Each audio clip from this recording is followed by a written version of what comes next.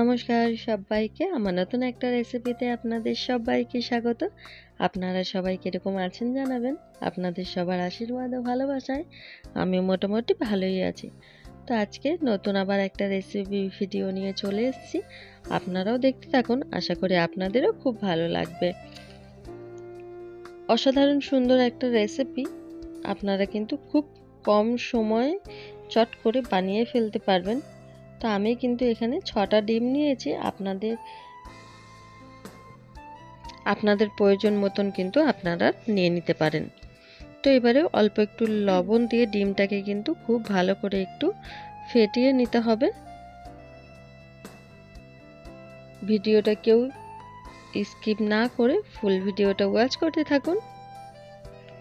এবারে কড়া বসিয়ে দিয়েছি, কড়াইতে কিন্তু তেল দিয়ে দিয়েছি। তেলটা একটু পুরো কড়াইতে ভালো করে লাগিয়ে নিলাম। এবারে ডিমটা দিয়ে দেবো।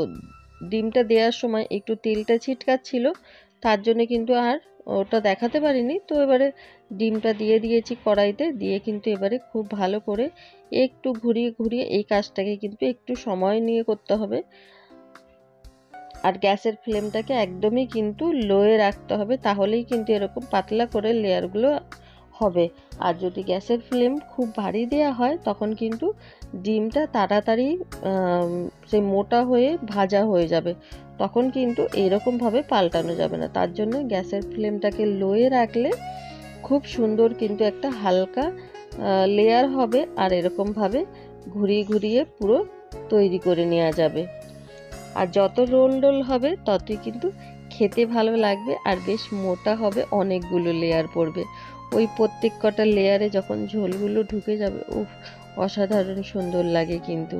তো খুবই কিন্তু কম সময় লাগে এই রেসিপিটা, যে কেউ বানিয়ে নিতে পারবে খুবই অল্প সময়ের মধ্যে চটপট করে। আমার কিন্তু এইসব রেসিপিগুলো খুবই ভালো লাগে, মানে এগুলোকে বলে ফাঁকিবাজি রেসিপি যেগুলো বলে, তাই না? আমার তো তাই মনে হয়। চটপট সময় নেই, চটপট বানিয়ে ফেলো আর খেয়ে ফেলো, ব্যাস। একা হোক বা 4-5 জন হোক, চটপট করে কিন্তু রান্না করেও নেওয়া যায় আর সুন্দর খাওয়া হয়ে যায়। যতজন মানুষ ততজনই যে গোটা গোটা ডিম খেতে হবে এমনও কোনো ব্যাপার নেই। 2টো ডিম দিয়েও কিন্তু 4 জন মানুষ সুন্দর খেয়ে নিতে পারবে। তো এই যে এবারে কিন্তু এই যে গ্যাসের ফ্লেমটাকে কিন্তু আমি একদম লোয়ে রেখেই এপিট ওপিট করে ভালো করে ভেজে নিচ্ছি। এবারে আমি টুকরো টুকরো করে নিচ্ছি। তো ওটা যেহেতু 6টা ডিমের আমি 3টে করে করেছি, তো দেখে বুঝতেই পাচ্ছেন কতটা মোটা মোটা হয়েছে। আর এটা যখন ঝোলে পড়বে তখন তো আরো বড় বড় মোটা মোটা হয়ে যাবে।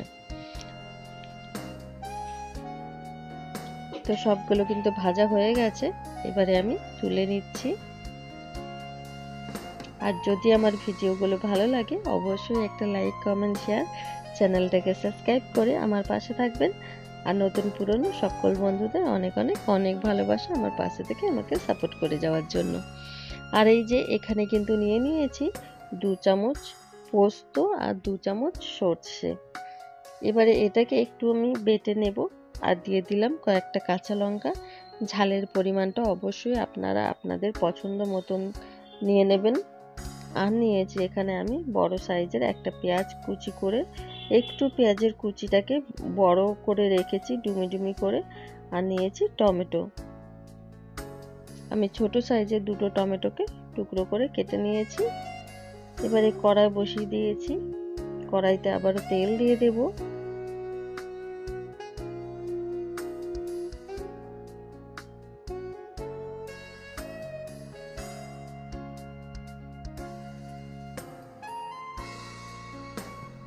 তেলটা গরম হয়ে গেছে, এবারে পেঁয়াজ কুচিগুলো দিয়ে দিলাম। পেঁয়াজ কুচিগুলো দিয়ে এবারে কিন্তু খুব ভালো করে একটু পেঁয়াজটাকে ভেজে নেব।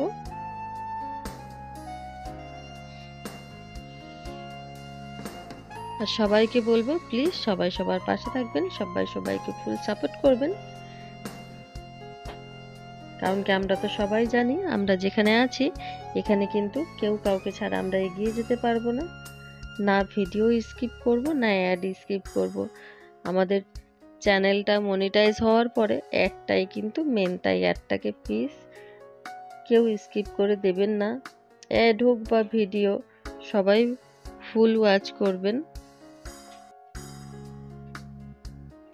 তো এবারে খুব ভালো করে কিন্তু পেঁয়াজটাকে একটু ভেজে নিচ্ছি।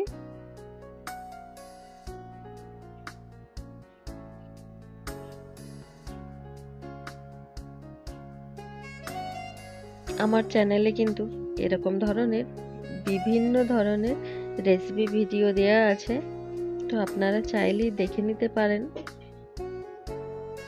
আর যদি খুবই ভালো লাগে তাহলে কিন্তু আপনজনদের সঙ্গে শেয়ারও করে নিতে পারেন। এই তো পেঁয়াজটা কিন্তু বেশ ভাজা হয়ে গেছে। এবারে যে টমেটোগুলোকে কেটে রেখেছিলাম টমেটোগুলোকে দিয়ে দিলাম। টমেটোগুলোকে দিয়ে এবারে একটু বেশ নরম হয়ে যাওয়া পর্যন্ত কিন্তু ভেজে নেব।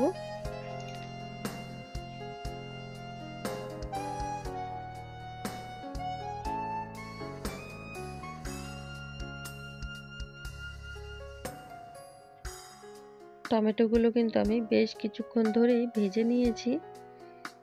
এবারে দিয়ে দিলাম এখানে হাফ চামচ পরিমাণে জিরে গুঁড়ো, হাফ চামচ পরিমাণের থেকেও একটু কম ধনে গুঁড়ো,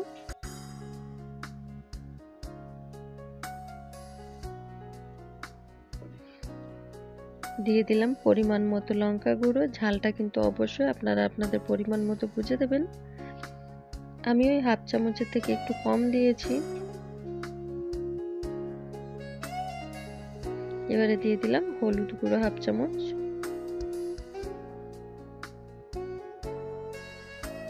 এবারে সব মশলাগুলোকে দিয়ে কিন্তু টমেটোর সাথে খুব ভালো করে কষিয়ে নিতে হবে। ওপর থেকে দিয়ে দিলাম অল্প পরিমাণে একটু মিষ্টি, যাতে কালারটা সুন্দর হয়।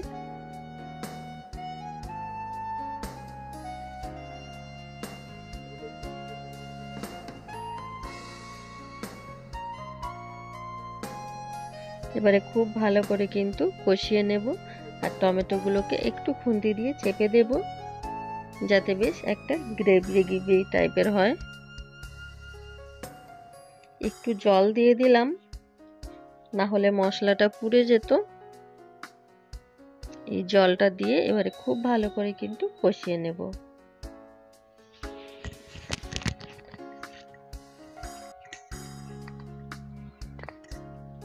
আপনারাও কিন্তু চটপট বানিয়ে ফেলতে পারেন এরকম সহজ সহজ রেসিপি।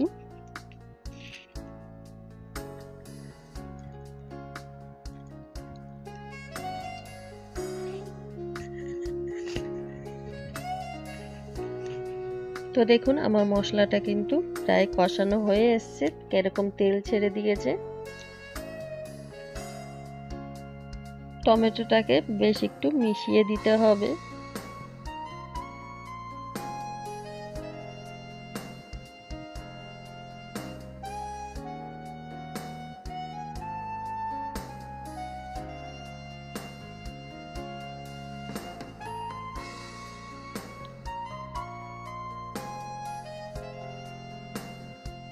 এবারে খুব ভালো করে কিন্তু কষিয়ে নেওয়া হয়ে গেছে, দেখে বুঝতেই পাচ্ছেন।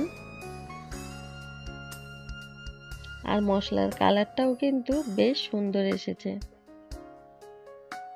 যারা গোটা ডিম পছন্দ না করে তারা কিন্তু এটা এরকম খুব ভালো খাবে, মানে এই রেসিপিটা। এবারে আমি যে সর্ষে পোস্তর পেস্টটা করে রেখেছিলাম সেই পেস্টটা এখানে দিয়ে দিলাম। পেস্টটা দিয়ে কিন্তু গ্যাসের ফ্লেম একদমই বাড়িয়ে যে খুব ভালো করে কড়া করে ভেজে নিতে হবে ওরকম নয়, যেহেতু এখানে সর্ষে আছে। সর্ষে কিন্তু খুব বেশি কষালে তেতো হয়ে যায়, তার জন্য কিন্তু আমি এখানে খুব বেশিক্ষণ কষাবো না। গ্যাসের ফ্লেমটাকে লোয়ে রেখে একটু নাড়াচাড়া করে নেব। তারপরে যেহেতু পোস্ত দেওয়া আছে, কষালে কিন্তু পোস্তর যে টেস্টটা আছে সেটাও চলে যাবে। এই যে হালকা একটু নাড়াচাড়া করে নিলাম। এবারে কিন্তু দিয়ে দেব জল। ওই মিক্সির বাটিটা ধুয়ে যেটাতে সর্ষে পোস্ত বেটেছিলাম সেই বাটিটা ধুয়েই কিন্তু জলটা দিয়ে দেব।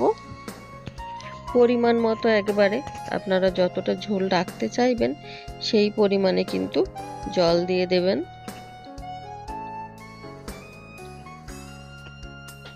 আর ডিমে কিন্তু প্রচুর পরিমাণে জল টেনেও নেবে,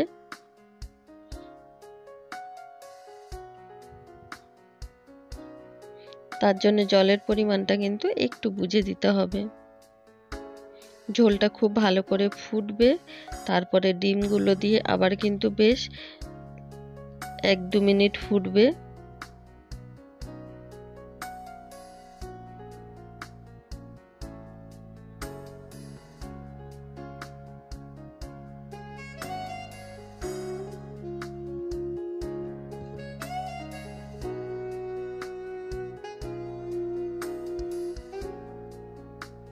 এবারে ঢাকনা দিয়ে ঝোলটা ফুটিয়ে নেব খুব ভালো করে। ঝোলটা খুব ভালো করে ফুটে উঠেছে, এরপরে কিন্তু ডিমগুলো এখানে দিয়ে দিলাম।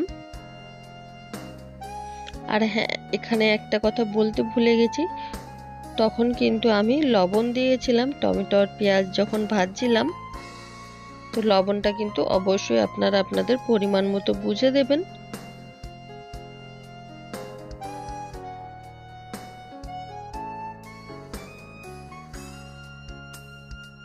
এই যে ডিমগুলো দিয়ে দিয়েছি, ডিমগুলো দিয়ে কিন্তু বেশ আবার একটু ঢাকনা দিয়ে ভালো করে ফুটিয়ে নেব।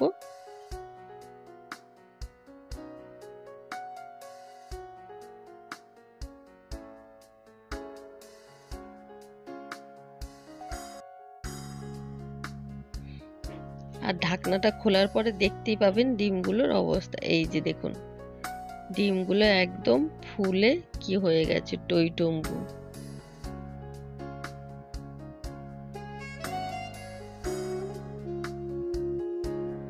এই তো এটাই ছিল আজকে আমার ভিডিও। আপনারা জানাবেন আমার ভিডিওটা কিরকম লাগলো। তো সবাই ভালো থাকবেন, সুস্থ থাকবেন, সাবধানে থাকবেন। দেখা হবে আবার নতুন একটা ভিডিওর সাথে। ততক্ষণের জন্য নতুন পুরনো সকল বন্ধুদের অনেক অনেক অনেক ভালোবাসা। আর এখনো পর্যন্ত কারা আমার সাথে আছেন জানি না, যারা আছেন সকলকেই অনেক অনেক অনেক ভালোবাসা। এইভাবেই সবাই আমার পাশে থাকবেন, সবাই আমাকে সাপোর্ট করবেন, আমিও আপনাদের পাশে আছি, থাকবো।